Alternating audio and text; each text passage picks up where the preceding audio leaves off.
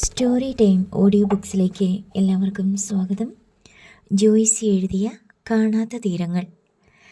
റീത്താമ്മ കുറിച്ചു കൊടുത്ത ഫ്രഞ്ച് പദങ്ങൾ ഹൃദിസ്ഥമാക്കാൻ ശ്രമിച്ചുകൊണ്ട് മുറിയിലൂടെ അങ്ങോട്ടും ഇങ്ങോട്ടും നടക്കുകയാണ് സന്ദീപ്. കിഷോർ മൊബൈൽ ഫോണിൽ നോക്കിക്കൊണ്ട് കട്ടിലിൽ കമിഴ്ന്ന് കിടപ്പുണ്ട്. നീയും ഇതിന്ന് 4-5 വാക്ക് പഠിച്ചിരിക്കുന്നത് നല്ലതാ, സന്ദീപ് പറഞ്ഞു. കിഷോർ അത് കേട്ടില്ലെന്ന് തോന്നി. സന്ദീപ് അവൻ്റെ പുറകിൽ ചെന്ന് നിന്ന് നോക്കി. ഫോണിൽ ചില ഫോട്ടോഗ്രാഫ്സ്, സോഫിയയുടെ ചിത്രങ്ങളാണ്. വൈകുന്നേരം ബീച്ച് റോഡിലും ബീച്ചിലും നടക്കാനിറങ്ങിയപ്പോൾ എടുത്ത പടങ്ങൾ. സോഫിയയുടെ സൗന്ദര്യം വിവിധ കോണുകളിൽ നിന്ന് പകർത്തിയിരിക്കുന്നു. വിരൽ കൊണ്ടല്ല കിഷോർ ഓരോ ഫോട്ടോയും ടച്ച് ചെയ്ത് മുന്നോട്ടോ പിന്നോട്ടോ മാറ്റുന്നത്, അവൻ്റെ മൂക്കിൻ തുമ്പുകൊണ്ട്. നീ എന്ത് കോപ്രായമായി കാണിക്കുന്നേ? സന്ദീപ് തെല്ലുറക്കെ ചോദിച്ചു. കിഷോർ പതിയെ തലതിരിച്ചു നോക്കി. ഞാനൊരു തത്തമ്മ കുഞ്ഞിൻ്റെ ചുണ്ടത്തും തലയിലും തൂവലിനുമൊക്കെ മൂക്കുരുമ്മി കളിക്കുക, കിഷോർ കുസൃതിയോടെ പറഞ്ഞു. ശരിക്കും വട്ടായോടാ? ആയോന്ന്. എന്ത് രസമായത് ഈ പ്രേമം. വെറുതെയാണോ ആളുകൾ ഇതിൻ്റെ പേരിൽ കൊല്ലാനും തന്നെത്താൻ ചാകാനുമൊക്കെ പോകുന്നേ? ഇതാണ് ലോകത്തിലേക്കും വെച്ച് ഏറ്റവും പവർഫുള്ളായ മയക്കുമരുന്നല്ലേ? ബ്രൗൺ ഷുഗറും കഞ്ചാവും ഹാഷിഷും ചരസുമൊക്കെ ഇതിൻ്റെ മുമ്പിൽ എന്ത്? കിഷോർ അതിശയഹർഷത്തോടെ പറഞ്ഞു. നിൻ്റേത് പ്രേമമൊന്നുമല്ല, വെറും ഫാസിനേഷൻ, അല്ലെങ്കിൽ സെക്ഷൽ അട്രാക്ഷൻ. അപ്പോൾ സന്ദീപേട്ടൻ്റേതോ ഡിവൈൻ ലവ് അല്ലേ? എൻ്റേതെന്ന് വെച്ച് ഞാൻ തപസ്സിരുന്നിട്ട് കിട്ടിയതാ. നിനക്കറിയാലോ, ലവ് അറ്റ് ഫസ്റ്റ് സൈറ്റ്. അല്ലി എന്നെ റിജക്റ്റ് ചെയ്തിട്ടും ഞാൻ വിട്ടില്ല. എന്തെല്ലാം പ്രതിബന്ധങ്ങൾ വന്നിട്ടും വിട്ടുകളഞ്ഞില്ല. അതുപോലാണോ നീ? ആ നേഴ്സ് പെണ്ണിനെ കണ്ടപ്പോൾ ഒരാകർഷണം തോന്നി. കുറച്ച് സംസാരിച്ചും ഫോൺ ചെയ്തും ഉണ്ടായ ഒരിഷ്ടം, അത്രക്കേ ഉള്ളൂ. ഇതിന് ഡെപ്ത് ഒന്നുമില്ല. അവനവൻ്റെ മാത്രം നല്ലത്, മറ്റുള്ളവരുടേത് കൊള്ളൂല. ആ നിലപാട് ശരിയല്ല സന്ദീപേട്ട. എടാ, നീ കാണിക്കുന്നതൊന്നുമല്ല പ്രേമം, അതിനൊരു വേദനയുണ്ട്. ചങ്കിലോട്ട് തിരിയുളി ചുഴന്ന് കയറുന്ന പോലൊരു വേദന. കത്തി കൊണ്ട് ചങ്കിൽ കുത്തുന്ന വേദന സഹിക്കാം, പ്രാണൻ പോകുന്ന വേദന സഹിക്കാം, അതെല്ലാം പെട്ടെന്ന് തീരും. പക്ഷേ ഇതങ്ങനെയല്ല. നീറി നീറി ഉരുകി ഉരുകി നമ്മൾ ആ വേദന മാത്രമായിട്ട് മാറും, സന്ദീപ് വെളിപ്പെടുത്തി. കേൾക്കാൻ രസമുണ്ട്. ഞാനൊന്ന് ചോദിച്ചോട്ടെ, സന്ദീപേട്ടനും എന്നെപ്പോലെ ഒരു ഫിസിക്കൽ അട്രാക്ഷനിലല്ലേ തുടങ്ങിയത്? എന്നെപ്പോലെ തന്നെ ഒരിഷ്ടം തോന്നി. എൻ്റേത് ഒരു കണ്ടെത്തലായിരുന്നു.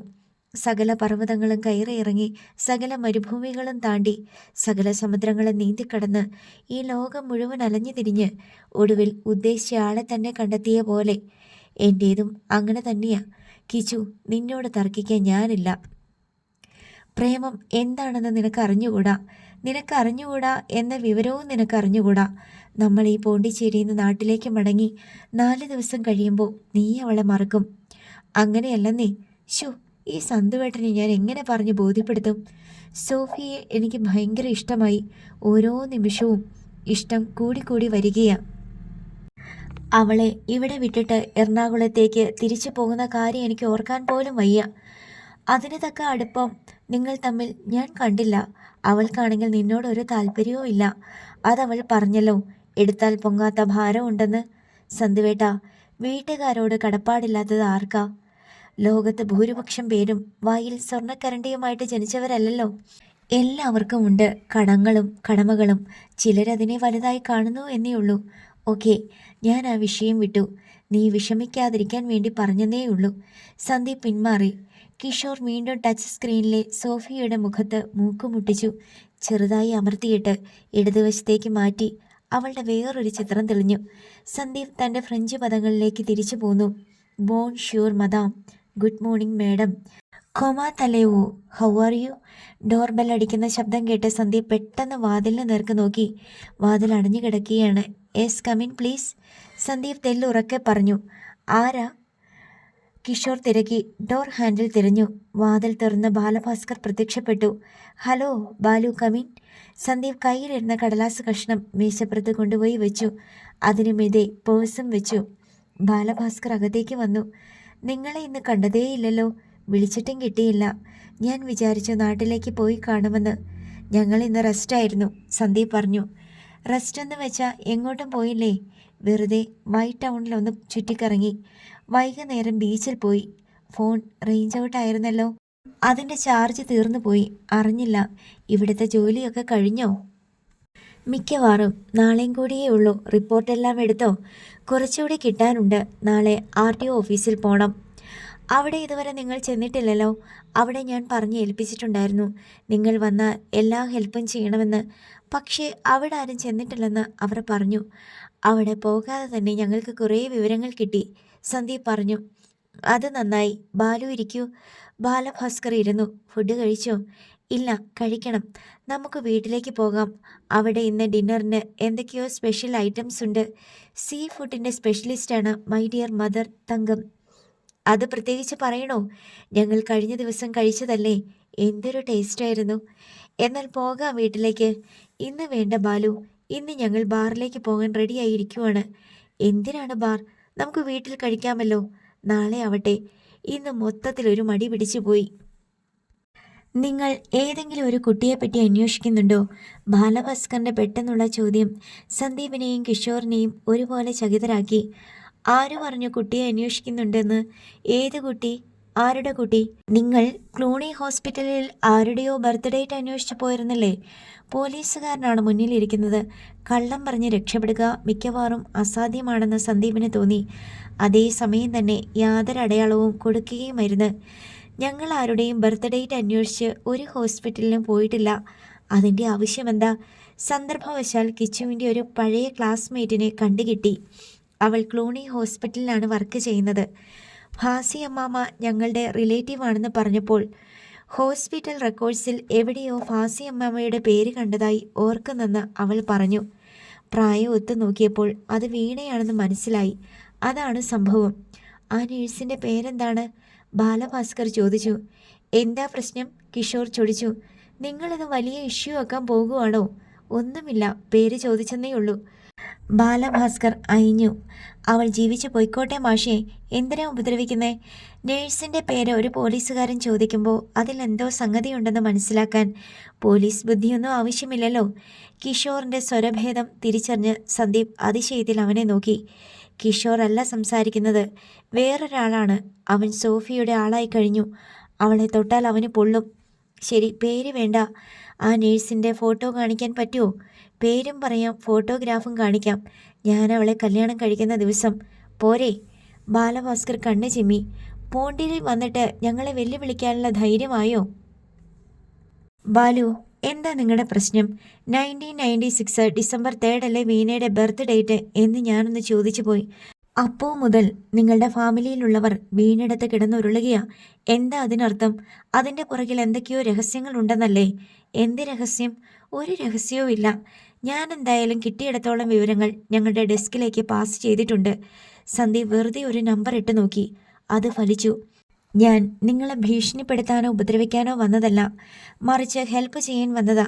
സത്യം പറഞ്ഞ 96-ൽ ഞങ്ങളുടെ ഫാമിലിയുമായി ബന്ധപ്പെട്ട ഒരു സംഭവം നടന്നിട്ടുണ്ട്. ഡിണ്ടിഗലിൽ റെയിൽവേയിൽ ജോലി ഉണ്ടായിരുന്ന ഒരാൾ അച്ഛൻ്റെ ക്ലോസ് ഫ്രണ്ട് അയാളുടെ പ്രഗ്നൻ്റായ മകളെയും കൂട്ടി ഞങ്ങളുടെ വീട്ടിൽ വന്നു. അച്ഛൻ വിളിച്ചു വരുത്തിയതാണെന്ന് പിന്നീടാണ് അറിഞ്ഞത്. ഡിണ്ടിഗലിൽ ജോലി ഉണ്ടായിരുന്ന ഫ്രണ്ടിൻ്റെ പേരെന്താ? അതൊന്നും എനിക്കറിയില്ല. എനിക്കന്ന് 5 വയസ്സ് തികഞ്ഞിട്ടില്ല. വീട്ടിൽ ആരൊക്കെയോ അതിഥികൾ വരുന്നു, ആരൊക്കെയോ ഗൗരവമുള്ള കാര്യങ്ങൾ സംസാരിക്കുന്നു. അതല്ലാതെ എനിക്ക് വേറൊന്നും അറിയില്ലായിരുന്നു. എന്നിട്ട് എന്ത് സംഭവിച്ചു? അച്ഛൻ്റെ ഫ്രണ്ടിൻ്റെ മകളെ ക്ലൂണി ഹോസ്പിറ്റലിൽ അഡ്മിറ്റ് ചെയ്തതെന്ന് തോന്നുന്നു. അവിടെ വെച്ച് അവർ പ്രസവിച്ചെന്നും അറിയാം. ഹോസ്പിറ്റലിൽ നിന്ന് അവർ വീട്ടിലേക്ക് തിരിച്ചു വന്നപ്പോൾ അവരുടെ കയ്യിൽ ഒരു കുഞ്ഞുണ്ടായിരുന്നു. ഓ, ആ കുഞ്ഞാണ് 96 ഡിസംബർ 3 ജനിച്ചതല്ലേ? അതെ അതെ. പക്ഷേ അതൊരു ഇല്ലീഗൽ അഫയറിലുണ്ടായ കുട്ടിയായിരുന്നു. 5 വയസ്സ് പോലുമില്ലാത്ത ബാലുവിന് അതൊക്കെ തിരിച്ചറിയാനുള്ള കഴിവുണ്ടായിരുന്നോ? സന്ദീപ് ചോദിച്ചു. അതേപ്പറ്റി പിൽക്കാലത്ത് എപ്പോഴോ പറഞ്ഞു കേട്ടതാണ്.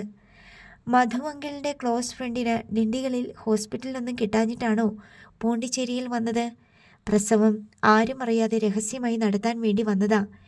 ഇല്ലീഗൽ പ്രഗ്നൻസി അല്ലേ? ഡിണ്ടിഗലിൽ ഏതെങ്കിലും ഹോസ്പിറ്റലിൽ പോയാൽ മറ്റുള്ളവരറിയും. ഇവിടെ ആകുമ്പോൾ ആരും അറിയില്ല. അങ്ങനെയാണ് അമ്മയുടെ പേര് ഒഫീഷ്യൽ നെയിം സിന്ധുജ ഹോസ്പിറ്റൽ രജിസ്റ്ററിൽ വന്നത്. പ്രസവിച്ച് സ്ത്രീയുടെ ശരിയായ പേര് പോലും ആരും അറിയാതിരിക്കാൻ വേണ്ടി ചെയ്തതാ. അവരുടെ ശരിയായ പേരെന്തായിരുന്നു? സന്ദീപ് തിരക്കി. അത് ഓർമ്മയില്ല. നല്ല സുന്ദരിയായ ഒരു സ്ത്രീയായിരുന്നു. പൂർണ്ണ ഗർഭിണിയായിട്ടിരിക്കുമ്പോഴും പ്രസവം കഴിഞ്ഞ ഉടനെയും സ്ത്രീകൾക്ക് അത്ര സൗന്ദര്യമൊന്നും ഉണ്ടാകാറില്ലല്ലോ, സന്ദീപ് പറഞ്ഞു. എനിക്കതേപ്പറ്റി നല്ല നിശ്ചയമില്ല. പ്രസവം കഴിഞ്ഞ ശേഷം അവരെന്ത് ചെയ്തു? ആ അമ്മയും കുഞ്ഞും മധുവങ്ങളുടെ ക്ലോസ് ഫ്രണ്ടും? സന്ദീപ് ചോദിച്ചു. കുറച്ച് ദിവസം വീട്ടിലുണ്ടായിരുന്നു, പിന്നെ തിരിച്ചുപോയി. തിരിച്ചു പോയപ്പോൾ ആ കുഞ്ഞിനെയും കൊണ്ടുപോയോ? കൊണ്ടുപോകാതിരിക്കാൻ വയ്യല്ലോ, ബാലഭാസ്കർ നല്ല നിശ്ചയമില്ലാത്ത പോലെ പറഞ്ഞു. പക്ഷേ ഡിണ്ടിഗലിൽ കുഞ്ഞിനെയും കൊണ്ട് മോളും അച്ഛനും എത്തുമ്പോൾ നാട്ടുകാർ ചോദിക്കില്ലേ ഇതാരുടെ കുഞ്ഞ്, എവിടുന്ന് വന്നു എന്നൊക്കെ? ടോട്ടലി ഇല്ലീഗൽ ആണല്ലോ. ബാലഭാസ്കർ മറുപടി പറയാനറിയാതെ അല്പം കുഴങ്ങി. അവർ ചിലപ്പോൾ ഡിണ്ടിഗലിലേക്കായിരിക്കില്ല പോയത്, മറ്റേതെങ്കിലും ഡിസ്റ്റൻ്റ് റിലേറ്റീവിൻ്റെയോ ഫ്രണ്ടിൻ്റെയോ അടുത്തേക്കായിരിക്കും. അതേപ്പറ്റി പിന്നീട് ഞാനൊന്നും കേട്ടിട്ടില്ല. ഡിണ്ടിഗലിലേക്ക് ട്രെയിനിൽ യാത്ര ചെയ്യുന്നതിനിടയിൽ ചിലപ്പോൾ അച്ഛൻ ആ കുഞ്ഞിനെ എടുത്ത് ആരും കാണാതെ പുറത്തേക്കിട്ടിട്ടുണ്ടാവും. അല്ലെങ്കിൽ ട്രെയിനിൻ്റെ സീറ്റിനടിയിൽ കിടത്തിയിട്ട് ഒന്നും അറിയാത്ത പോലെ ഇറങ്ങിപ്പോയിട്ടുണ്ടാവും. അതൊക്കെ സംഭവിക്കാനും സാധ്യതയില്ലേ? സന്ദീപിൻ്റെ ചോദ്യം തീക്ഷ്ണമായിരുന്നു. സത്യം പറഞ്ഞാൽ എനിക്കതേപ്പറ്റി യാതൊന്നും അറിയില്ല. ബാലഭാസ്കർ കൈ മലർത്തി. എന്തായാലും നിങ്ങൾക്ക് ആ ശല്യം ഒഴിഞ്ഞു കിട്ടിയല്ലോ. പിന്നീട് അതിൻ്റെ പേരിൽ ബുദ്ധിമുട്ടൊന്നും ഉണ്ടായില്ലല്ലോ? ഇല്ല, അച്ഛന് അവരെ സഹായിക്കാൻ അത്ര താല്പര്യമില്ലായിരുന്നു. അമ്മയ്ക്ക് തീരെയുമില്ലായിരുന്നു. പക്ഷെ അച്ഛൻ്റെ ക്ലോസ് ഫ്രണ്ട് ആയതുകൊണ്ട് ഉപേക്ഷിക്കാനും വയ്യായിരുന്നു. എന്തായാലും ആ കടങ്കഥയ്ക്ക് ഇപ്പോൾ ഉത്തരം കിട്ടി. ഒന്ന് ചോദിച്ചോട്ടെ, ഇതൊക്കെ വിശദമായിട്ട് പറയാൻ വേണ്ടിയാണോ ബാലു വന്നത്? നിങ്ങൾക്ക് എന്തോ സംശയം തോന്നിയിട്ടുണ്ടെന്ന് അച്ഛനും അമ്മയ്ക്കും ഒരു തോന്നൽ. ഞങ്ങൾ എന്തിനാ സംശയിക്കുന്നേ? ആരെയാ സംശയിക്കുന്നേ? സന്ദീപ് ചോദിച്ചു. പണ്ട് നടന്ന ആ സംഭവത്തെപ്പറ്റി നിങ്ങൾക്ക് എവിടുന്നോ വിവരം കിട്ടിയിട്ടുണ്ട്. ക്ലൂണി ഹോസ്പിറ്റലിൽ പോയി അന്വേഷിക്കാതെ നിങ്ങൾക്കത് കിട്ടില്ല. എന്നാൽ ഞാനൊരു സത്യം പറയട്ടെ ബാലു, ആ കുട്ടി വീണയായിരിക്കുമെന്നാണ് ഞാൻ കരുതിയത്. അത് വെച്ചാണ് ഞാൻ വീണയുടെ ഡേറ്റ് ഓഫ് ബർത്ത് പറഞ്ഞത്. അപ്പോൾ വീണ പറഞ്ഞു അവൾ ക്ലൂണി ഹോസ്പിറ്റലിലല്ല, ജിപ്മറിലാണ് ജനിച്ചതെന്ന്. അവൾ പറഞ്ഞത് സത്യം. പക്ഷെ പിറ്റേ ദിവസം അവൾ തിരുത്തി ക്ലൂണി ഹോസ്പിറ്റലിൽ തന്നെയാണ് അവൾ ജനിച്ചതെന്നും 96 ഡിസംബർ 3 ജനനതീയതിയെന്നും. അവൾ എന്തിനാണ് മാറി മാറി കള്ളം പറഞ്ഞതെന്ന് മാത്രം ഞങ്ങൾക്ക് മനസ്സിലായില്ല. അതല്ലാതെ വേറൊരു സംശയവും ഞങ്ങൾക്ക് തോന്നിയില്ല, സന്ദീപ് വെളിപ്പെടുത്തി. അതൊക്കെ ശരി തന്നെ. പക്ഷെ അന്നത്തെ സംഭവത്തെപ്പറ്റി നിങ്ങൾക്ക് എന്തോ ഒരു ക്ലൂ കിട്ടിയിട്ടുണ്ട്. RT ഓഫീസിൽ നിങ്ങൾ പോയിട്ടില്ല, ഗ്രാൻഡ് ബസാർ പോലീസ് സ്റ്റേഷനിലും ചെന്നിട്ടില്ല. പിന്നെ എന്താണ് നിങ്ങൾ ചെയ്തുകൊണ്ടിരിക്കുന്നത്? ഞങ്ങൾ അവിടെയൊക്കെ പോകാനിരിക്കുന്നതേ ഉള്ളൂ. ഞങ്ങൾ ഈ പോണ്ടിച്ചേരിയിൽ വന്ന് എന്തായിരിക്കും ചെയ്തത് എന്നോർത്ത് നിങ്ങൾ എന്തിനാണ് ബാലു വേവലാതിപ്പെടുന്നത്? അന്നത്തെ ആ പ്രസവം വളരെ രഹസ്യമായിട്ടായിരുന്നു. 2 വലിയ ഫാമിലികൾ ഉൾപ്പെട്ട കേസാണത്. അതൊക്കെ ഇപ്പോൾ പുറത്തു വന്നാലും ആ ഫാമിലിയിലുള്ളവർക്ക് ക്ഷീണമാണ്. ഏതൊക്കെയാണ് ആ ഫാമിലികൾ? ഒന്ന് ഞങ്ങളാണല്ലോ. അവരെ ഹെൽപ്പ് ചെയ്യാനും ഹോസ്പിറ്റൽ സൗകര്യം ഒരുക്കി കൊടുക്കാനും വീട്ടിൽ താമസിപ്പിക്കാനും ഒക്കെ പങ്കുചേർന്നവർ. അടുത്തത് അച്ഛൻ്റെ ഫ്രണ്ട് ഡിണ്ടിഗലിലുള്ളത്. അവർ തമിഴ് ഗൗഡർ ഫാമിലിയാണ്. വലിയ ജന്മിമാർ, ലാൻഡ് ലോഡ്സ്. ഞാൻ വേറൊരു സത്യം കൂടി പറയട്ടെ ബാലു. അന്നത്തെ കാലത്ത് 4.5 വയസ്സ് മാത്രം പ്രായമുണ്ടായിരുന്ന ബാലുവിന് ഇതേപ്പറ്റി ഒരു ചുക്കും ചുണ്ണാമ്പും അറിയില്ല. ആരോ പഠിപ്പിച്ചു തന്നത് ഇവിടെ വന്ന് അതേപടി അവതരിപ്പിക്കുകയാണ്. അല്ലല്ല, എനിക്ക് ചില സംഗതികളൊക്കെ അറിയാം. എല്ലാം വിശദമായിട്ടറിയില്ല. എന്നാൽ പറയൂ, 96 ഡിസംബർ 3 ജനിച്ച ആ കുട്ടി ഇപ്പോൾ ജീവിച്ചിരിപ്പുണ്ടോ? അതിനെ പ്രസവിച്ച സ്ത്രീ ഇപ്പോൾ ജീവനോടെയുണ്ടോ? അതെന്താ അങ്ങനെയൊരു സംശയം? അവരൊക്കെ ഇപ്പോഴും സുഖമായിട്ടിരിക്കുന്നു. അത് ബാലുവിന് എങ്ങനെ അറിയാം? അച്ഛനും അമ്മയും എന്നോട് പറഞ്ഞു. എപ്പോൾ പറഞ്ഞു? അത് പറയാനുള്ള കാരണം എങ്ങനെയുണ്ടായി? നിങ്ങൾ തിരിച്ചു പോയ ശേഷം ഞങ്ങളുടെ വീട്ടിൽ ഇതേപ്പറ്റി ഒരു ഡിസ്കഷൻ നടന്നു. അപ്പോഴാണ് അച്ഛനും അമ്മയും പറഞ്ഞത് നിങ്ങൾക്ക് എന്തോ തെറ്റിദ്ധാരണ ഉണ്ടായിട്ടുണ്ടെന്നും അത് തിരുത്തണമെന്നും. ഓ, ആ തെറ്റിദ്ധാരണ തിരുത്താൻ വേണ്ടിയാണ് ഇപ്പോൾ ബാലു വന്നത്? അതെ, ബാലഭാസ്കർ സമ്മതിച്ചു. ശരി, ഇപ്പോൾ കാര്യങ്ങളെല്ലാം വ്യക്തമായല്ലോ. ഇനി ഞങ്ങൾക്ക് യാതൊരു തെറ്റിദ്ധാരണയുമില്ല. സന്ദീപ് തൻ്റെ നിലപാട് വ്യക്തമാക്കി. എന്നാൽ ശരി, ഞാൻ പോയിക്കോളാം. നിങ്ങൾ ഇന്ന് വീട്ടിലേക്ക് വരുന്നില്ലല്ലോ? ഇല്ല, നാളെ. നാളെ ഞാൻ ഇങ്ങോട്ട് വരണോ നിങ്ങളെ കൂട്ടിക്കൊണ്ട് പോകാൻ? വേണ്ട, ഞങ്ങൾ അങ്ങോട്ട് വന്നോളാം. എന്നാൽ അങ്ങനെ തന്നെ. ബാലഭാസ്കർ യാത്ര പറഞ്ഞ് മുറി വിട്ടിറങ്ങി. ബാൽക്കണി വരെ സന്ദീപ് ഒപ്പം ചെന്നു. വെളുത്ത ബുള്ളറ്റ് ബൈക്കിൽ കയറി അയാൾ ഡ്യൂമ സ്ട്രീറ്റിലേക്ക് ഓടിച്ചു പോകുന്നത് നോക്കി സന്ദീപ് ബാൽക്കണിയിൽ നിന്നു. ബാലഭാസ്കർ മറഞ്ഞയുടൻ സന്ദീപ് തിടുക്കത്തിൽ തിരികെ വന്ന് പറഞ്ഞു. കിച്ചു, പാക്കപ്പ്, നമുക്കിപ്പോൾ തന്നെ ഈ ഹോട്ടലിൽ നിന്ന് ചെക്കൗട്ട് ചെയ്യണം. എന്താ സന്തുവേട്ട? കിഷോർ അമ്പരന്നു. നമ്മളെ അവർ ഫോളോ ചെയ്യുന്നുണ്ട്. അവർക്ക് കാര്യം പിടികിട്ടി. എന്ത് പിടികിട്ടിയെന്നാ സന്തുവേട്ട?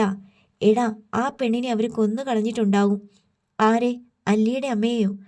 അല്ലെങ്കിൽ അവർ ഇത്രയ്ക്ക് പാനിക്കാവേണ്ട കാര്യമില്ലല്ലോ. നീ അവളെയും വിളിച്ച് പറ സോഫിയെ. എന്തു പറയാൻ? കിഷോർ അന്താളിച്ചു. പാക്ക് ചെയ്യാൻ. അമ്മയ്ക്ക് സുഖമില്ല, നാട്ടിലേക്ക് പോണെന്ന് പറഞ്ഞ് ലീവ് എടുക്കാൻ പറ. ഇപ്പോൾ തന്നെ ഹോസ്റ്റലിൽ നിന്ന് ഇറങ്ങട്ടെ, നമുക്ക് അവളെ പിക്ക് ചെയ്യാം. വെറുതെ ആ പെണ്ണിനെ പേടിപ്പിക്കല്ലേ സന്തുവേട്ട. എടാ, ഹാസി അമ്മാമ്മയ്ക്ക് ഇവിടെ നല്ല പിടിപാടുണ്ട്, പോലീസിലും ഭരണത്തിലുമൊക്കെ. എന്നാലും നമ്മളെന്തിനാ പേടിക്കുന്നേ? നമ്മളൊരു കുറ്റവും ചെയ്തിട്ടില്ലല്ലോ. എടാ, ഇത് കേരളമല്ല, പോണ്ടിച്ചേരിയാ. പോലീസും രാഷ്ട്രീയക്കാരും കൂടി ഇടപെട്ട നമ്മൾ അന്വേഷണം അവസാനിപ്പിച്ച് വായും പൂട്ടി മിണ്ടാതെ സ്ഥലം വിടേണ്ടി വരും. സന്തുവേട്ട, സോഫിയുടെ ജോലി, അവളുടെ പണി പോയി. ഇനി അത് നോക്കണ്ട. അവളെ വിളിച്ചിട്ട് നിന്റെ ഫോൺ സ്വിച്ച് ഓഫ് ചെയ്ത് വെക്കണം. ക്ലൂണി ഹോസ്പിറ്റലിൽ വിളിച്ച് ലീവ് പറഞ്ഞ ശേഷം അവളോട് നിർബന്ധമായിട്ട് പറയണം ഫോൺ സ്വിച്ച് ഓഫ് ചെയ്യാൻ. നമ്മളെ ആരും ഫോൺ വെച്ച് ട്രേസ് ചെയ്യാൻ ഇടവരരുത്. സോഫി എങ്ങോട്ട് പോകും സന്തുവേട്ട? പറഞ്ഞത് മനസ്സിലായില്ലേ? അവളെ നമ്മൾ പാക്ക് ചെയ്യും. ഇന്നും നാളെയും അവൾ നമ്മുടെ കൂടെ. മറ്റന്നാൾ നമ്മൾ അവളെ കൂത്താട്ടുകുളത്തെ വീട്ടിലെത്തിക്കും. അവളോട് എന്ത് സമാധാനം പറയും? പോണ്ടിച്ചേരി പോലീസ് പുറകിലുണ്ടെന്ന് മാത്രം പറഞ്ഞാൽ മതി. വേറൊന്നും പറയണ്ട. അവൾ ബോധം കെട്ട് വീഴും, ഹാർട്ട് അറ്റാക്കും വരും. സാരമില്ല, നമുക്ക് ഫസ്റ്റ് എയ്ഡ് കൊടുക്കാം. ഞാൻ പറഞ്ഞ പോലെ ചെയ്യ്, നമുക്ക് സമയമില്ല. സന്ദീപ് പാക്ക് ചെയ്യാൻ തുടങ്ങി. റിസപ്ഷനിലേക്ക് വിളിച്ച് ഉടൻ ചെക്കൗട്ടാണെന്ന് പറഞ്ഞു. കിഷോർ സോഫിയയെ ഫോണിൽ വിളിക്കാൻ ശ്രമിച്ച് തലമുടി പിടിച്ചു വലിച്ചുകൊണ്ട് മുറിയിലൂടെ ചിതറി നടന്നു. ഇടയ്ക്ക് അവൻ തലയ്ക്ക് കൈവച്ച് നിലവിളിക്കുന്നത് സന്ദീപ് കേട്ടു. എൻ്റെ ഈശ്വര, അവളുടെ കർത്താവേ! എന്താടാ?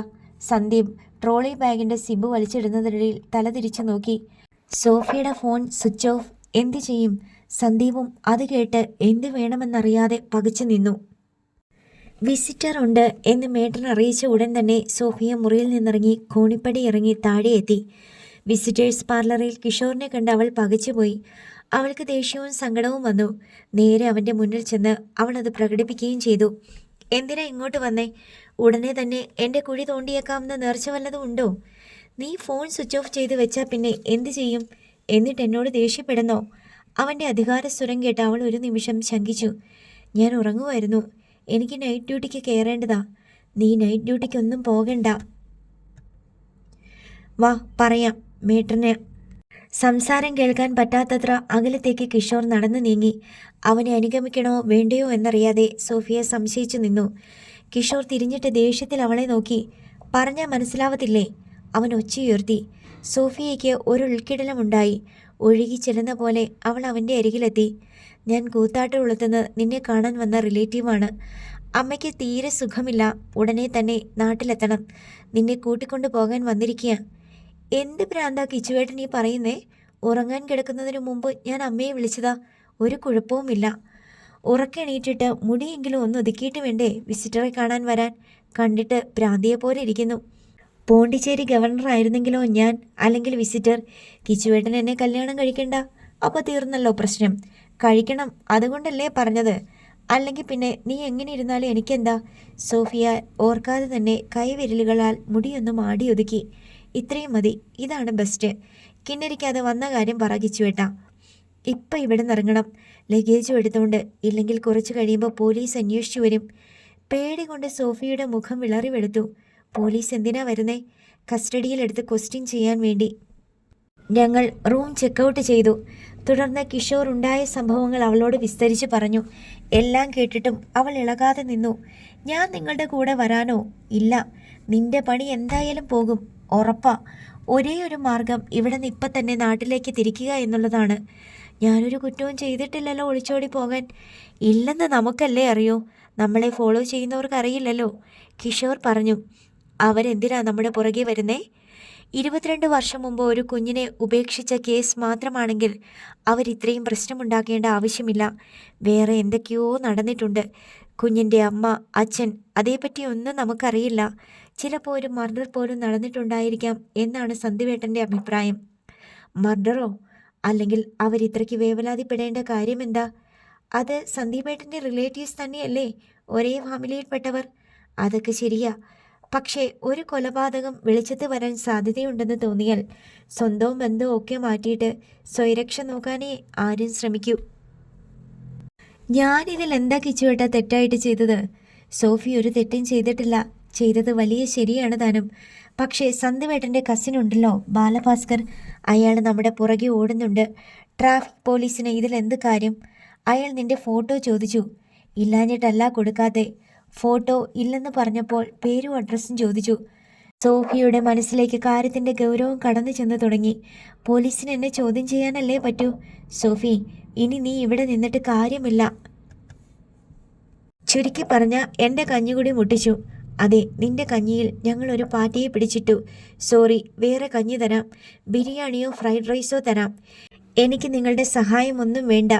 ഞാനൊരു അലിവ് കാണിച്ചതിന് എനിക്ക് കിട്ടിയ പ്രതിഫലം തന്നെ ധാരാളം. ഞാൻ എങ്ങനെയെങ്കിലും വീട്ടിൽ പോയിക്കോളാം. അങ്ങനെ പോയേ ശരിയാവില്ല സോഫി. ഞങ്ങളുടെ കൂടെ വരണം.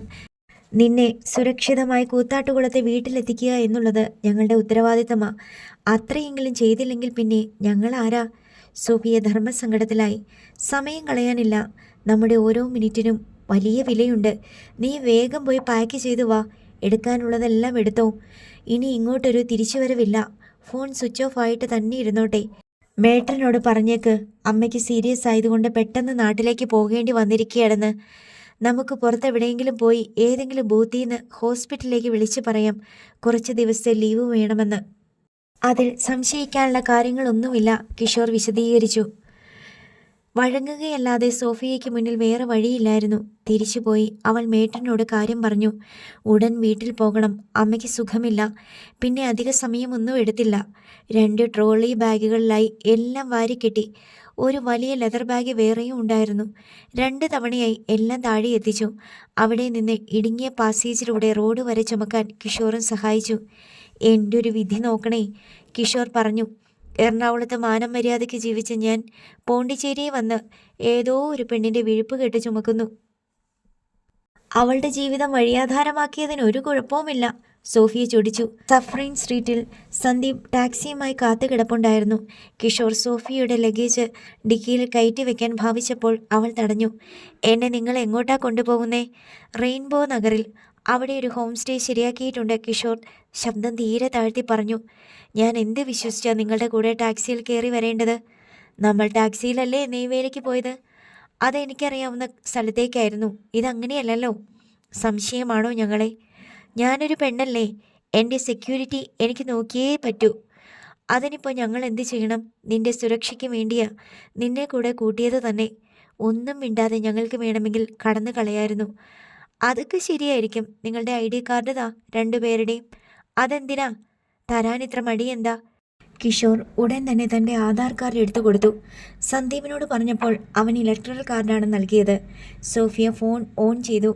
കാറിൻ്റെ ഡിക്കിക്ക് മീതെ 2 കാർഡുകളും വെച്ചിട്ട് അതിൻ്റെ ഫോട്ടോ മൊബൈലിലെടുത്തു. 2 പുറവും എടുത്തിട്ട് കാർഡ് തിരിച്ചു നൽകി. ഫോട്ടോകൾ വാട്സപ്പിലാക്കി ഒരു വാട്സപ്പ് നമ്പറിലേക്ക് സെൻഡ് ചെയ്തു. അതിനുശേഷം അവൾ അതേ നമ്പറിലേക്ക് വിളിച്ചു. മറുവശത്ത് നിന്ന് ഹലോ കേട്ടപ്പോൾ അവൾ പറഞ്ഞു, മമ്മി, ഞാൻ 2 ID കാർഡിൻ്റെ ഫോട്ടോ അയച്ചിട്ടുണ്ട്. എൻ്റെ കൂടെയുള്ള 2 മലയാളികളുടേതാണ്. അവരുടെ കൂടെ ഞാൻ നാട്ടിലേക്ക് വരികയാണ്. അങ്ങനെ വരേണ്ട ഒരു അത്യാവശ്യം ഉണ്ടായി. മിക്കവാറും നാളെ തന്നെ എത്തും. ഇപ്പോൾ തന്നെ എൻ്റെ ഫോൺ ഓഫാകും. എൻ്റെ നമ്പറിലോട്ട് വിളിച്ചാൽ കിട്ടില്ല. വേറെ ഏതെങ്കിലും നമ്പറിൽ നിന്ന് ഞാൻ അങ്ങോട്ട് വിളിച്ചോളാം. ഇപ്പോൾ എന്നോടൊന്നും ചോദിക്കണ്ട, വെക്കുവാണേ. അരികെ കേട്ട് നിന്ന കിഷോർ മൂക്കത്തി വിരൽ വെച്ചു. നീ ആള് കൊള്ളാമല്ലോടി. പുറമേ കാണുന്ന പോലെയൊന്നും അല്ലല്ലോ. ഞാനീ 21-ാം നൂറ്റാണ്ടിലാണ് ജീവിക്കുന്നത്. ഇനിയിപ്പം വീട്ടിലെത്തിക്കുന്നത് വരെ എനിക്കൊരു പോറൽ പോലും വരാതെ നോക്കേണ്ട ഉത്തരവാദിത്തം ആരുടെയാ? സോഫിയ ചോദിച്ചു. ഞങ്ങൾ എത്തിക്കാമെന്ന് പച്ച മലയാളത്തിലല്ലേ പറഞ്ഞത്? ആണെന്നേ, എനിക്ക് നിങ്ങളെ വിശ്വാസമാ. അതുകൊണ്ടല്ലേ കൂടെ വരുന്നേ.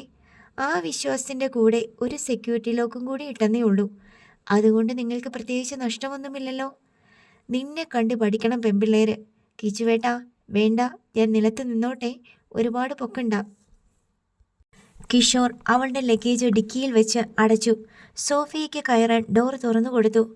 അവൾ കയറിയിരുന്നു. പുറകെ കിഷോറും കയറി. അവളുടെ സമീപമിരുന്നു. സന്ദീപ് അസ്വസ്ഥനായി മുൻസീറ്റിൽ ഇരിപ്പുണ്ടായിരുന്നു. കാർ ഓടിത്തുടങ്ങി. റെഡ്ഡിയാർ പാളയത്തേക്ക് പോണം, സന്ദീപ് ഡ്രൈവറോട് പറഞ്ഞു. ബൊട്ടാണിക്കൽ ഗാർഡന്റെ മുന്നിലുള്ള റോഡിലൂടെ കാർ റെഡ്ഡിയാർ പാളയം ലക്ഷ്യമാക്കി പോയിക്കൊണ്ടിരുന്നു. റെഡ്ഡിയാർ പാളയം കഴിഞ്ഞ് ശിവഗാമി നഗറിലെത്തിയതും സന്ദീപ് കാർ നിർത്തിച്ചു. എല്ലാവരും ഇറങ്ങി. ലഗേജ് ഇറക്കി. ടാക്സിക്കാരന് പൈസ കൊടുത്തു. അവിടെ നിന്ന് 2 ഓട്ടോറിക്ഷ പിടിച്ച് ഒന്നിൽ കിഷോറും സോഫിയയും കയറി. അടുത്തതിൽ ലഗേജ് കയറ്റി സന്ദീപും കയറി. പല വഴി ചുറ്റി റെയിൻബോ നഗറിലേക്ക് വന്നു. ഹോം സ്റ്റേകൾക്ക് സമീപം ഓട്ടോറിക്ഷകൾ എത്തി. സന്ദീപ് ഇറങ്ങി ലഗേജ് ഇറക്കി വെച്ചു. കിഷോറും സോഫിയയും ഇറങ്ങിയ റിക്ഷ അല്പം കൂടി മുന്നോട്ട് പോയി നിന്നു. ചാർജ് കൊടുത്ത് 2 റിക്ഷകളും തിരിച്ചയച്ച ശേഷം അവർ ലഗേജും ചുമന്ന് ഹോം സ്റ്റേയിലേക്ക് പോയി. സോഫിയ ഹോസ്റ്റലിൽ നിന്നിറങ്ങി അരമണിക്കൂർ കഴിഞ്ഞപ്പോൾ ഹോസ്പിറ്റലിൽ നിന്ന് മേട്രൻ്റെ ഫോണിലേക്ക് കോൾ വന്നു. സോഫിയ എത്രയും വേഗം ഹോസ്പിറ്റലിൽ എത്തണമെന്നുള്ള നിർദ്ദേശമായിരുന്നു അത്. സോഫിയ അരമണിക്കൂർ മുമ്പ് കേരളത്തിലേക്ക് തിരിച്ചു വന്ന് മേട്രൻ മറുപടി നൽകി. അവളുടെ അമ്മയ്ക്ക് സുഖമില്ലെന്ന് ഒരാൾ വന്ന് അറിയിച്ചുവെന്നും അയാളോടൊപ്പം അവൾ പോയി എന്നും മേട്രൻ പറഞ്ഞു. 10 മിനിറ്റിന് ശേഷം 2 വനിതാ പോലീസുകാർ അടക്കം 4 പോലീസുകാർ ഹോസ്റ്റലിലെത്തി മേട്രനുമായി സംസാരിച്ചു. മേട്രൻ്റെ അനുമതി വാങ്ങി അവർ സോഫിയയുടെ മുറി പരിശോധിച്ചു. തീരെ മുഷിഞ്ഞതും ഉപയോഗിക്കാൻ കഴിയാത്ത വിധം പിഞ്ഞിയതുമായ ചില പഴയ വസ്ത്രങ്ങളും കുറേ പത്രമാസികകളും ബില്ലുകളുമല്ലാതെ ആ മുറിയിൽ സോഫിയുടേതായി മറ്റൊന്നും അവശേഷിച്ചിരുന്നില്ല. സോഫിയ അവളുടേതായ എല്ലാം എടുത്തുകൊണ്ട് സ്ഥലം വിട്ടതാണെന്ന് പോലീസിന് ബോധ്യപ്പെട്ടു. സോഫിയയോടൊപ്പം മറ്റാരൊക്കെയാണ് ഉണ്ടായിരുന്നതെന്ന് അവർ റിസപ്ഷനിൽ തിരക്കി. സോഫിയയുടെ കസിൻ വന്ന് കൂട്ടിക്കൊണ്ടുപോയി എന്നല്ലാതെ മറ്റൊന്നും മേട്രന് അറിയില്ല. ഹോട്ടൽ ഡി പാരീസിന് മുന്നിൽ പോലീസ് ജീപ്പ് നിന്നു. പോലീസുകാർ ഇറങ്ങി നേരെ ഹോട്ടലിനുള്ളിലേക്ക് കയറിപ്പോയി. റിസപ്ഷനിൽ ചെന്ന് അവർ സന്ദീപിൻ്റെയും കിഷോറിൻ്റെയും റൂം നമ്പർ തിരക്കി. അവർ 2 പേരും റൂം ചെക്കൗട്ട് ചെയ്തു പോയി എന്നായിരുന്നു റിസപ്ഷനിസ്റ്റിൻ്റെ മറുപടി. വിശ്വാസം വരാതെ പോലീസ് താക്കോൽ വാങ്ങി സന്ദീപും കിഷോറും താമസിച്ചിരുന്ന സ്യൂട്ട് റൂമിൽ പോയി നോക്കി. സംഗതി ശരി തന്നെ എന്ന് മനസ്സിലായി. അവർ തിരികെ വന്ന് ഹോട്ടൽ രജിസ്റ്റർ പരിശോധിച്ച് സന്ദീപും കിഷോറും ചെക്കൗട്ട് ചെയ്ത സമയം കുറിച്ചെടുത്തു. 2.5 മണിക്കൂർ മുൻപായിരുന്നു അത്. പോലീസ് അവരുടെ മൊബൈൽ ഫോൺ നമ്പറുകൾ എടുത്ത് അതിൽ വിളിച്ചു നോക്കി. 2 നമ്പറുകളും സ്വിച്ച്ഡ് ഓഫ് ആയിരുന്നു. സോഫിയയുടെ നമ്പറിലേക്ക് വിളിച്ചപ്പോഴും അത് തന്നെയായിരുന്നു അവസ്ഥ. ഒന്നുകിൽ അവർ ഇതിനകം പോണ്ടിച്ചേരി വിട്ടു പോയിട്ടുണ്ടെന്ന് പോലീസ് കണക്ക് കൂട്ടി, അല്ലെങ്കിൽ പോണ്ടിച്ചേരിയിൽ തന്നെ മറ്റേതെങ്കിലും ഒളിവിടത്തിൽ മുങ്ങിയിട്ടുണ്ടാവുമെന്നും. ഹോം സ്റ്റേയിലെ മുറിയിൽ ഒത്തുകൂടിയിരിക്കുകയായിരുന്നു 3 പേരും. സന്ദീപ് തൻ്റെ പദ്ധതി കിഷോറിനോടും സോഫിയയോടുമായി പറഞ്ഞു. രാവിലെ നമ്മൾ 3 പേരും കൂടി പോയി ഡോക്ടർ അമീലിയെ കാണുന്നു. അവരിൽ നിന്ന് കിട്ടാവുന്ന വിവരങ്ങൾ ശേഖരിക്കുന്നു. ഉച്ചയ്ക്ക് മുമ്പ് സ്ഥലം വിടുന്നു. മറ്റ് 2 പേരും തലയാട്ടി. സന്ദീപ് തുടർന്നു. ഭാസി അമ്മാമയും കുടുംബവുമായി ബന്ധപ്പെട്ട കേസാണിത്. ഈ കേസ് മാന്തി കുഴിച്ചെടുത്തോണ്ട് വന്നാൽ അവർക്ക് വലിയ ഭീഷണി ഉണ്ടാകും. ഇത്രയും എനിക്ക് സങ്കല്പിക്കാൻ കഴിയുന്നുണ്ട്. അന്നുപേക്ഷിച്ച ആ കുഞ്ഞിൻ്റെ അമ്മയെ അവർ കൊന്നുകളഞ്ഞതായിരിക്കുമോ? സോഫിയ ചോദിച്ചു. ആയിരിക്കും, തീർച്ചയില്ല. പക്ഷേ നമ്മളത് കണ്ടുപിടിക്കും, സന്ദീപ് ആത്മവിശ്വാസത്തോടെ പറഞ്ഞു. കിടക്കയിൽ മടക്കിയിട്ടിരുന്ന ബ്ലാങ്കറ്റ് എടുത്ത് കിഷോർ മണപ്പിച്ചു നോക്കി. അത് കസേരയിലേക്ക് എറിഞ്ഞ ശേഷം തൻ്റെ ട്രോളി ബാഗ് തുറന്ന് അതിനുള്ളിൽ നിന്ന് ഒരു ലിനൻ ഷീറ്റ് എടുത്ത് തലയിണയ്ക്ക് മീതെ വെച്ചു. സോഫിയ മുറിയുടെ വാതിൽക്കൽ വന്ന് നോക്കി. ഞാൻ ഏത് റൂമിൽ കിടക്കും? സോഫിയ തെല്ല് അങ്കലാപ്പോടെ ചോദിച്ചു. എനിക്കറിയില്ല, കിഷോർ തിരിഞ്ഞു നോക്കാതെ പറഞ്ഞിട്ട് ബാഗിൽ നിന്ന് ബോഡി സ്പ്രേ എടുത്ത് കിടക്കയിലും തലയിണയിലും മുറിയിൽ അവിടെ ഇവിടെയും സ്പ്രേ ചെയ്തു. അപ്പുറത്തെ റൂമിൽ സന്ദീപേട്ടനാ. ആകെ 2 റൂമല്ലേ ഉള്ളൂ? സോഫിയ ചോദിച്ചു. എൻ്റെ റൂം ഷെയർ ചെയ്യാൻ ഞാൻ തയ്യാറാ. 2 പേർക്ക് കിടക്കാനുള്ള വലിപ്പമുണ്ട് ബെഡിന്. തലയിണയും 2 ഉണ്ട്, പോരെ? സോഫിയ അവൻ്റെ നെറുക് മൂർച്ചയോടെ നോക്കിക്കൊണ്ട് നിമിഷങ്ങളോളം നിന്നു. പിന്നെ തിരികെ ലിവിംഗ് റൂമിലേക്ക് പോയി. മുറി ഒരുക്കിയ ശേഷം കിഷോർ ചെന്ന് നോക്കുമ്പോൾ സോഫിയ ലിവിംഗ് റൂമിലെ സോഫയിൽ കിടന്നു കഴിഞ്ഞു. ഇതെന്താ ഇവിടെ? റൂമിൽ പോയി കിടക്ക്. വേണ്ട, അത് കിച്ചുവേട്ടന് കിടക്കാനുള്ളതല്ലേ. എൻ്റെ സോഫി, ഞാനൊരു തമാശയ്ക്ക് പറഞ്ഞതാ. നിനക്ക് കിടക്കാൻ വേണ്ടിയാ ഞാനതെല്ലാം വിരിച്ച് റെഡിയാക്കിയത്. പുതപ്പ് എൻ്റെയാണ്. ബെഡിലും റൂമിലുമൊക്കെ ബോഡി സ്പ്രേയും ചെയ്തിട്ടുണ്ട്. നീ സുഖമായിട്ട് കിടന്ന് ഉറങ്ങിക്കോട്ടെ എന്ന് വിചാരിച്ചല്ലേ? വേണ്ട, കിച്ചുവേട്ടൻ അവിടെ കിടന്നോ, ഞാനിവിടെ അഡ്ജസ്റ്റ് ചെയ്തോളാം. നേരം ഒന്ന് വെളുത്ത് കിട്ടിയാൽ മതി. ഇപ്പം മണി 11:30 ഇനി എത്ര സമയമുണ്ട്? ദേ സോഫി, എനിക്ക് ദേഷ്യം വരുമേ. ആളെ ഫോളാക്കല്ലേ. അവൻ്റെ ചില അധികാര പ്രകടനങ്ങൾ, ശാസനകൾ, ഏറ്റവും അടുപ്പമുള്ളവരുടേതു മാതിരി ചില സംബോധനകൾ എല്ലാം അവളുടെ ഹൃദയത്തെ തൂവൽ കൊണ്ടെന്ന പോലെ സ്പർശിക്കുന്നതായിരുന്നു. നിഗൂഢമായൊരു സംതൃപ്തി അനുഭവിക്കുമ്പോൾ തന്നെ അവൾ അതെല്ലാം കുടഞ്ഞു കളയാനും ശ്രമിക്കുന്നുണ്ടായിരുന്നു. ഞാനിവിടെ കിടന്നോളാന്നേ, എനിക്കൊരു പ്രശ്നവും ഇല്ല, സോഫിയ പറഞ്ഞു. ആ കിടന്ന കിടപ്പിൽ നിന്നും കിഷോർ അവളെ ഒരു കുട്ടിയെ എടുക്കുന്ന പോലെ ഇരു കൈയിലും കോരിയെടുത്തു. സോഫിയ ഞെട്ടിപ്പോയി. എന്തായി കാണിക്കുന്ന കിച്ചുവേട്ടാ, വിട്, അവൾ പരിഭ്രമത്തോടെ പിടഞ്ഞു. കിഷോർ അവളെ അതേപടി കിടക്കയിൽ കൊണ്ടുചെന്ന് കിടത്തി. പറഞ്ഞാൽ അനുസരിച്ചില്ലെങ്കിൽ ഇങ്ങനെയാ, അവൻ പറഞ്ഞു. നിവരും മുമ്പ് അവൻ അവളുടെ തൂനെറ്റിയിൽ മൃദുവായി ചുംബിക്കുകയും ചെയ്തു. സോഫിയയുടെ മനസ്സിലൊരു പ്രതിഷേധം ഇരമ്പി വന്നെങ്കിലും അത് പ്രകടിപ്പിക്കുന്നതിന് മുമ്പേ അവളുടെ കവിളത്ത് കൈത്തലം ചേർത്ത് അവൻ പറഞ്ഞു, സോറി, ഇഷ്ടക്കൂടുതൽ കൊണ്ടാണ്. അവളുടെ ഉള്ളിൽ നിന്ന് നുരഞ്ഞു പൊന്തിയ നീരസം വാക്കുകൾ കിട്ടാതെ അമർന്നുപോയി. ഭാരം ഇത്രയേ ഉള്ളൂന്ന് കണ്ടാൽ തോന്നില്ല. ഇതൊരു പൂച്ചെണ്ട് പോലെ എൻ്റെ മടിയിൽ കിടത്താനുള്ളതേ ഉള്ളൂ, ബെഡിൻ്റെ ഒന്നും ആവശ്യമില്ല. നേർത്ത ചിരിയോടെ അവൻ പറഞ്ഞു. കുറച്ച് കൂടുന്നുണ്ട് കേട്ടോ, മതി. അവൾ മൂർച്ചയുള്ള ഒരു നോട്ടം നോക്കി. Okay, good night. അവൻ ഒന്നുകൂടി കുനിഞ്ഞ് അവളുടെ നെറുകിൽ ചുണ്ടുകൾ ചേർത്തു. പിന്നെ പിന്തിരിഞ്ഞ് വാതിൽക്കലെത്തി ലൈറ്റ് അണച്ചു. സന്ദീപിൻ്റെ മുറിയിൽ എത്തിയപ്പോൾ അവൻ അസ്വസ്ഥനായി മുറിയിൽ നിൽപ്പുണ്ട്. കിഷോറിനെ കണ്ടുവെങ്കിലും മനസ്സിലാകാത്തതുപോലെ ഒരപരിചിതനെ പോലെ നോക്കുന്ന പോലെ തോന്നി. ഇത് ഞാനാ സന്തുവേട്ടാ, കിഷോർ പറഞ്ഞു. ഇപ്പം ഏത് ലോകത്താ? ഒന്നുമില്ല, നാളത്തെ കാര്യം ആലോചിക്കുമായിരുന്നു. സോഫി എവിടെ? കിടന്നോ? ആ, ഇപ്പം കിടന്നേ ഉള്ളൂ. നിനക്ക് അവളെ വല്ലാതങ്ങ് ഇഷ്ടപ്പെട്ടു അല്ലേ? അതിപ്പോഴാണോ സന്ദീപേട്ടന് മനസ്സിലാകുന്നേ? ഞാൻ ആദ്യം വിചാരിച്ചു നിനക്കിതൊരു സ്വീറ്റ് നത്തിങ് മാത്രമായിരിക്കുമെന്ന്. ഫണ്ടിന് വേണ്ടി പ്രേമിക്കാനൊന്നും എനിക്ക് പറ്റില്ല സന്ദീപേട്ടാ. പ്രേമിക്കുന്ന ആൾക്ക് ചങ്ക് പറിച്ചു കൊടുക്കണം, ഇങ്ങോട്ടും അങ്ങനെ കിട്ടണം. അതല്ലേ ഇപ്പോഴും വെർജിനായിട്ട് ഞാൻ നിൽക്കുന്നേ. ഇത് പക്ഷെ നിന്റെ ചങ്ക് പറിച്ചു കൊടുക്കാന്നല്ലാതെ തിരിച്ചിങ്ങോട്ട് അങ്ങനെ കിട്ടുമോ? ഇത് വേണ്ടായിരുന്നെന്നാ എൻ്റെ അഭിപ്രായം. അവളും കുഴപ്പത്തിലാകും, നീയും കുഴപ്പത്തിലാകും. കുഴപ്പമുണ്ടാവണമല്ലോ, അതല്ലേ ത്രില്ല്. സന്ദീപേട്ടൻ്റെ കാര്യം തന്നെ നോക്ക്. അല്ലിയുമായിട്ട് കല്യാണം ആലോചിച്ച് രണ്ട് കൂട്ടരും സമ്മതിച്ച് അപ്പം തന്നെ നടന്നിരുന്നെങ്കിൽ ഇപ്പം എന്തായേനെ? എന്തെങ്കിലും ത്രില്ലുണ്ടോ? ഒരു ഭാര്യയും ഭർത്താവും, അത്ര തന്നെ. ഞാനും അത് തന്നെയാ പറഞ്ഞത്. ത്രില്ലൊക്കെ വേദനയായിട്ട് മാറാൻ അധിക സമയമൊന്നും വേണ്ട. ഇതിൻ്റെ വേദനയുണ്ടല്ലോ, തീക്കുണ്ടം പോലൊരു സംഗതിയാ. അതിലേക്ക് എന്തിട്ടാലും എരിഞ്ഞു തീരും. നമ്മളെ രസിപ്പിക്കുന്ന ചില സംഗതികളുണ്ടല്ലോ, സംഗീതം, സഞ്ചാരം, സൗഹൃദം, സിനിമ, സ്പോർട്സ്, സ്വാദിഷ്ടമായ ഭക്ഷണം, അങ്ങനെ വേദനയുടെ തീക്കുണ്ടത്തിൽ ഇതെല്ലാം നിമിഷം കൊണ്ട് എരിഞ്ഞു തീരും. ഞാൻ അത്രത്തോളം എത്തിയിട്ടില്ല. ഇതിപ്പോൾ ഒരു വൺ വേ ട്രാഫിക് പോലെയാ. എന്നോടിങ്ങോട്ട് പ്രേമമൊന്നുമില്ല, എന്നാലും ഒരിഷ്ടമുണ്ടെന്ന് എനിക്കറിയാം.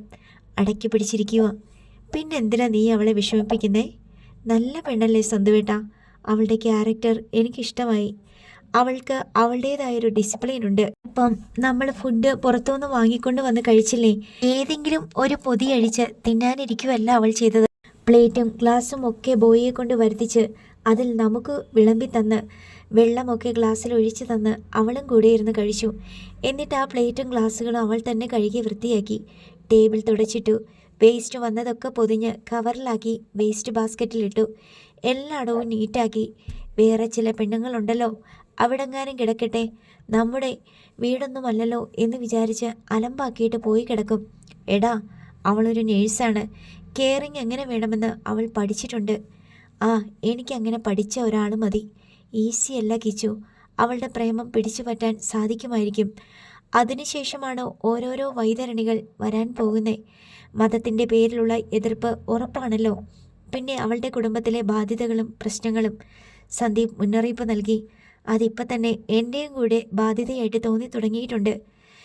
സന്ദീപ് മനസ്സിലാകാത്തതുപോലെ അവനെ തന്നെ നോക്കി. അതായത്, നമ്മളൊരു ടിബറ്റൻ പെൺകുട്ടിയെ പ്രേമിച്ചു പോയാൽ ദലൈലാമ നമ്മുടെ ബന്ധുവാണെന്നും ടിബറ്റിൽ ഇടപെടേണ്ടത് ഇന്ത്യയുടെ കടമയാണെന്നും ഒക്കെ തോന്നുമല്ലോ. ഈ ഈശ്വരൻ അറിയാം ഇതെവിടെ ചെന്നെത്തുമെന്ന്. സന്ദീപ് മുകളിലേക്ക് നോക്കി വിലാപസ്വരത്തിൽ പറഞ്ഞു. ദാ, അവളുടെ ബാഗും പെട്ടിയും പ്രമാണവും ഒക്കെ ഇവിടെ ഇരിക്കുക. അതെടുത്ത് അവളുടെ റൂമിൽ കൊണ്ടുവയ്ക്കേ. അവൾക്ക് ഡ്രസ്സൊന്നും മാറണ്ടായിരുന്നോ? അതോ ഇതിൻ്റെ കാര്യം മറന്നോ? കിഷോർ 2 ട്രോളി ബാഗുകൾ വലിച്ചുകൊണ്ട് ലിവിംഗ് റൂമിലൂടെ സോഫിയ കിടക്കുന്ന മുറിയിലേക്ക് പോയി. വാതിൽക്കൽ ചെന്ന് ലൈറ്റിട്ടു. കിടക്കയിൽ കാൽമുട്ടുകളെ കെട്ടിപ്പിടിച്ച് മുട്ടിന്മേൽ നെറ്റിച്ചേർത്തിരുന്ന സോഫിയ വെളിച്ചമേറ്റ് ഞെട്ടിത്തിരിഞ്ഞു. ആ ഒരു നിമിഷം അവളുടെ കവിളത്ത് ഒരു വെള്ളി നൂൽ തിളങ്ങി. അടുത്ത നിമിഷം അവൾ കാൽമുട്ടുകളിലേക്ക് മുഖമർപ്പിച്ച് കുനിഞ്ഞു തന്നെ ഇരുന്നു. സോറി, ഞാൻ ഈ ബാഗ് ഇവിടെ കൊണ്ട് വെക്കാൻ വന്നതാ, കിഷോർ പറഞ്ഞു. സോഫിയിൽ നിന്ന് മറുപടി ഒന്നും ഉണ്ടായില്ല. കിഷോർ അലമാരയ്ക്കടുത്തേക്ക് ചെന്ന് ബാഗ് രണ്ടും നീക്കി വെച്ചിട്ട് കിടക്കയ്ക്ക് സമീപം നിന്നു. സോഫി, അവൻ അലിവോടെ വിളിച്ചു. അവളിൽ നിന്ന് പ്രതികരണമൊന്നും ഉണ്ടായില്ല. എന്തിനാ കരയുന്നേ? അടക്കി പിടിച്ചിരുന്ന ഒരു തേങ്ങൽ ഇപ്പോൾ പൊട്ടിച്ചിതറി. എന്താണെങ്കിലും പറഞ്ഞു, നമുക്ക് പരിഹാരം ഉണ്ടാക്കാം. എന്തോ പറയാൻ വേണ്ടി അവൾ കാൽമുട്ടുകളിൽ നിന്ന് മുഖമുയർത്തി അവൻ്റെ നേരെ നോക്കി. അവളുടെ കൺപീലികൾ നനഞ്ഞിരുന്നു. കവിളത്തും കണ്ണിലും കണ്ണീരുണ്ടായിരുന്നു. പെട്ടെന്ന് അവൾ കാൽമുട്ടുകളിലേക്ക് തന്നെ മുഖം താഴ്ത്തി. സോഫി, ഇവിടെ നോക്ക്, അവൻ അവളുടെ തലയിൽ സ്പർശിച്ചുകൊണ്ട് പറഞ്ഞു. അവൾ മുഖം തിരിച്ച് ദയനീയമായി നോക്കി. കരയാനും മാത്രം എന്തുണ്ടായി? എൻ്റെ ജോലി പോയില്ലേ? വീട്ടിൽ ചെന്നിട്ട് എന്ത് സമാധാനം പറയും? അതാണോ കാര്യം? സമാധാനം പറയാൻ ഞങ്ങളില്ലേ കൂടെ? ഇങ്ങനൊന്നും വരുമെന്ന് വിചാരിച്ചില്ലല്ലോ. എൻ്റെ ശമ്പളം കിട്ടിയിട്ട് എന്തെല്ലാം കാര്യങ്ങൾ നടത്താനുള്ളതാ. അതൊക്കെ നടക്കും സോഫി, വിഷമിക്കാതെ. കിഷോർ അവളുടെ ശിരസിൽ മൃദുവായി തലോടി. കിടന്നുറങ്ങാൻ നോക്ക്, മതി ഇങ്ങനെ ഇരുന്ന് കരഞ്ഞത്. കിടക്ക്. സോഫിയ പുതപ്പ് കൊണ്ട് കണ്ണും കവിളും മൂക്കും തുടച്ചു. എൻ്റെ ലിനൻ ഷീറ്റ് വൃത്തികേടാക്കി, കിഷോർ പറഞ്ഞു. ഞാൻ വാഷ് ചെയ്തോളാം. ഇനി എനിക്കത് വേണ്ടെങ്കിലോ? കഷ്ടമുണ്ട് കേട്ടോ. ഞാൻ വഴക്ക് പറഞ്ഞതല്ല. ആ പുതപ്പ് ഞാൻ നിനക്ക് തന്നതാ. നീ അത് പുതച്ചുകൊണ്ട് കിടക്കുവാണല്ലോ എന്ന് ഓർക്കുമ്പോൾ എനിക്കൊരു സന്തോഷവും സമാധാനവും ഉണ്ട്. ഞാൻ നിൻ്റെ കൂടെ ഉള്ളതുപോലെ, കിഷോർ സ്നേഹവായ്പോടെ പറഞ്ഞു. സോഫിയ കിടന്നു. ഇനി ഗുഡ് നൈറ്റ് പറയുന്നില്ല. പോട്ടെ, വാതിലടിച്ച് കിടന്നു. കിഷോർ മുറി വിട്ടിറങ്ങിപ്പോയി. സോഫിയ അവൻ പോയ വാതിലിലേക്ക് നോക്കിക്കൊണ്ട് കിടന്നു. കുറച്ചു നേരം കൂടി അവൻ അരികെ നിന്നിരുന്നെങ്കിൽ എന്നവൾ ആഗ്രഹിച്ചു. താൻ ഉറങ്ങുന്നത് വരെ. അവൻ സോഫയിൽ നിന്ന് ഒരു കുഞ്ഞിനെ എന്ന പോലെ തന്നെ എടുത്തുകൊണ്ട് വന്നത് അവൾ ഓർത്തു. നെറ്റിയിൽ അവൻ മെല്ലെ ഉമ്മ വെച്ചത് ഓർമ്മിച്ചപ്പോൾ അവളുടെ ഉടലിൽ കുളിർ കോരി. അവൻ സ്പർശിച്ച കൈത്തലം ഇപ്പോഴും തൻ്റെ ശിരസിന് മീതെ ഉണ്ടെന്ന് തോന്നി. പെട്ടെന്ന് അവൾ ഉൾക്കിടലത്തോടെ തൻ്റെ കടമകളെപ്പറ്റിയും ബാധ്യതകളെപ്പറ്റിയും ഓർത്തു. എഴുന്നേറ്റ് കിടക്കയിലിരുന്ന് കൈകൂപ്പി അവൾ പ്രാർത്ഥന തുടങ്ങി. പിശാചിൻ്റെ പരീക്ഷണങ്ങളിൽ നിന്നും പ്രലോഭനങ്ങളിൽ നിന്ന് രക്ഷിപ്പാനും കാണപ്പെട്ട ദൈവങ്ങളായ പപ്പയോടും മമ്മിയോടുമുള്ള ഉത്തരവാദിത്തങ്ങൾ മറക്കാതിരിക്കുവാനും ദൈവത്തിങ്കൽ അടിയുറച്ച് വിശ്വസിച്ച് എല്ലാം അർപ്പിച്ചുകൊണ്ട് മോഹങ്ങളിൽ പെടാതെ ജീവിപ്പാനും വഴിപിഴച്ചു പോകാതെ കർത്താവിൻ്റെ ദാസിയായി നിലകൊള്ളുവാനും. അടുത്ത ഭാഗം നാളെ.